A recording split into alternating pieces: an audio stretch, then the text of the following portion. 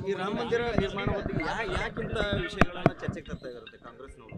ಇಂಥ ವಿಚಾರಗಳನ್ನ ಅವರನ್ನೇ ನೇರವಾಗಿ ಕೇಳಬೇಕಾಗಿರುವಂಥದ್ದು. ಯಾಕೆಂದ್ರೆ ಅದಕ್ಕಿಂತ ಮುಂಚೆನೂ ಕೂಡ ವಿರೋಧ ಮಾಡಿದ್ರು.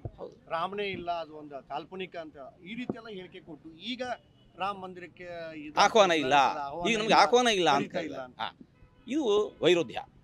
ಈಗ ಈ ರೀತಿಯ ನಡವಳಿಕೆ ನಿಮ್ಮದು ಯಾಕೆ ಅಂತ ಹೇಳಿಕೊಂಡು ನಾವು ಅವರನ್ನು ನಾವು ಕೇಳ್ತಾ ಇದ್ದೇವೆ. ರಾಮ ರಾಜಕೀಯ ವಸ್ತು ಇಲ್ಲ ಇಲ್ಲ. ಯಾಕೆ ಅಂತಂದರೆ ಈ ಒಂದು ವ್ಯಾಜ್ಯ ಹುಟ್ಟಿಕೊಂಡದ್ದು ಯಾವಾಗ ಹೇಳಿ? 500 ವರ್ಷಗಳಾದವು. ಸ್ವಾತಂತ್ರ್ಯ ಬಂದು ಎಷ್ಟು ಸಮಯ ಆಯಿತು? 75 ವರ್ಷಗಳು ಸಂದವು. ಬಹು ವರ್ಷಗಳಲ್ಲಿ ಸರ್ಕಾರ ಯಾರು ಮಾಡ್ತಾ ಇದ್ದದ್ದು? ಅವರ ಮುಂದೆ ಇದೇ ವಾಹವಲಿತ್ತು, ಮಾಡಿಕೊಡಿ ಮಾಡಿಕೊಡಿ ಅಂತ ಹೇಳಿಕೊಂಡು. ಹಾಗಿರುವಾಗ ತಾವು ಮಾಡೋದಿಲ್ಲ, ಯಾರು ಮಾಡೋರಿದ್ರೆ ಅಡ್ಡಗಾಲ ಹಾಕ್ತೇವೆ. ರಾಮ ಪೂಜೆಗೆ ಅವಕಾಶ ಕೊಟ್ಟಿದ್ದೆ ರಾಜೀವ್ ಗಾಂಧಿ ಅಂತ ಆದ್ದರಿಂದ ಏನು ಇವಾಗ? ಹಾಗಾದರೆ ರಾಮರಾಜ್ಯವನ್ನು ಮಾಡಿದ್ರಿಂದಾಗಿ ಅಪವಾದ ಅಂತ ಹೇಳಿದ್ರೆ ಅವರು ಹಂಚಿಕೊಳ್ತಾ ಯಾರಿದ್ದಾರಾ? ಅದರ ಲಾಭ ಇದ್ದರೆ ಅದು ನಮಗೆ, ಅದು ತಪ್ಪುಗಳಿದ್ದರೆ ಅದು ಅವರಿಗೆ ಮಾತ್ರ ಅಲ್ವಾ? ಆದರೆ ರಾಜಕೀಯ ಯಾರು ಮಾಡ್ತಾ ಇದ್ದಾರೆ ಈಗ?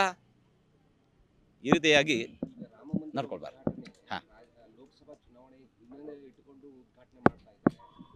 ಗಮನಿಸಿ, ಲೋಕಸಭೆ ಇರಬಹುದು, ವಿಧಾನಸಭೆ ಕ್ಷೇತ್ರದ ಇದಿರಬಹುದು, ಎಲೆಕ್ಷನ್ ಇರಬಹುದು.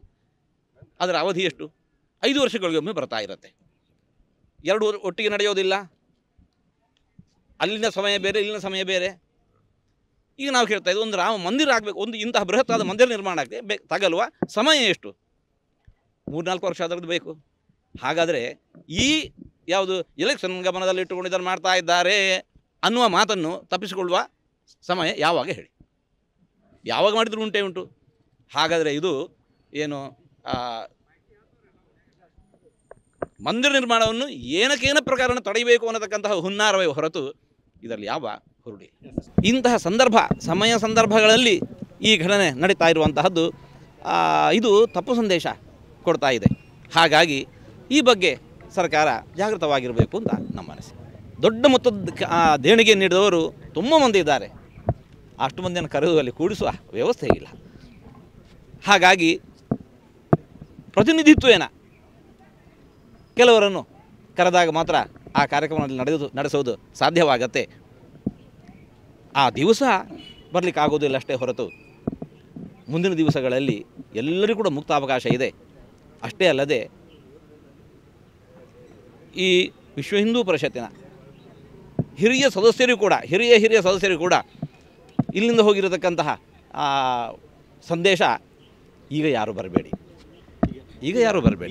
ಕನ್ನಡಿಗರ ಮೆಚ್ಚಿನ ನಿಮ್ಮ ನ್ಯೂಸ್ 18 ಕನ್ನಡ ಈಗ ವಾಟ್ಸ್ಆಪ್ನಲ್ಲಿಯೂ ಲಭ್ಯ. ಕರ್ನಾಟಕ ಮತ್ತು ದೇಶ ವಿದೇಶದ 360 ಡಿಗ್ರಿ ಸುದ್ದಿ ವಿವರವನ್ನ ನೀವು ನಿಮ್ಮ ಕೈ ಬೆರಳುಗಳಲ್ಲಿಯೇ ಪಡೆಯೋದಿಕ್ಕೆ ಈ QR ಕೋಡ್ ಅನ್ನು ಸ್ಕ್ಯಾನ್ ಮಾಡಿ. ನಮ್ಮ ಚಾನೆಲ್ ಅನ್ನು ಫಾಲೋ ಮಾಡಿ, ನೋಟಿಫಿಕೇಶನ್ ಆನ್ ಮಾಡಿ.